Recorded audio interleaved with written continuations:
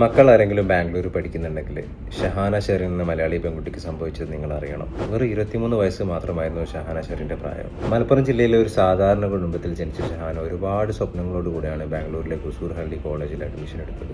ആദർശിനി, പ്രിയ, കാജോൾ എന്നീ കുട്ടികൾ താമസിച്ച അതേ ഹോസ്റ്റലിലായിരുന്നു ഷഹാനയും താമസിച്ചിരുന്നത്.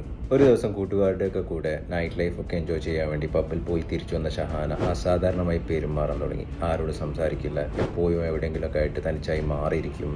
ഷഹാനയുടെ പെരുമാറ്റത്തിൽ സംശയം തോന്നിയ റൂംമേറ്റ്സ് ഷഹാന പബ്ബിൽ വെച്ച് ഏതോ ഡ്രഗ് യൂസ് ചെയ്തിരിക്കാമെന്ന അനുമാനത്തിലെത്തി.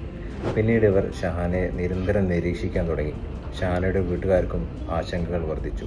ഒടുവിൽ ഷഹാനയുടെ ഒരു അകന്ന കസിനും ബാംഗ്ലൂർ മെജസ്റ്റിക് പോലീസ് സ്റ്റേഷനിലെ ഓഫീസറുമായ ഷാനവാസാണ് ഷഹാനയുടെ യഥാർത്ഥ പ്രശ്നം കണ്ടെത്തിയത്. ഞെട്ടിക്കുന്നതായിരുന്നു ആ വെളിപ്പെടുത്തൽ. കന്നഡക്കാരായ തൻ്റെ റൂംമേറ്റ്സിനോട് സംസാരിക്കാൻ ഭാഷ അറിയാതെ കഷ്ടപ്പെടുകയായിരുന്നു നമ്മുടെ പാവം ഷഹാന. ഇംഗ്ലീഷ് അറിയാത്തതുകൊണ്ട് ബാംഗ്ലൂർ എന്ന ആ വലിയ നഗരത്തിൽ ഷഹാന ഒറ്റപ്പെടുകയായിരുന്നു. ഒടുവിൽ ഷാനവാസ് തന്നെ മുൻകൈ എടുത്ത് ഷഹാനയെ ഇംഗ്ലീഷ് ഹൗസിൻ്റെ ഓൺലൈൻ ക്ലാസ്സിൽ ചേർക്കുകയായിരുന്നു. ഒരാഴ്ച കൊണ്ട് തന്നെ ഷഹാനയിൽ വലിയ മാറ്റങ്ങളാണ് ഉണ്ടായത്. റൂംമേറ്റ്സുമായി ഷഹാന ഇപ്പോൾ വലിയ സ്നേഹത്തിലാണ്.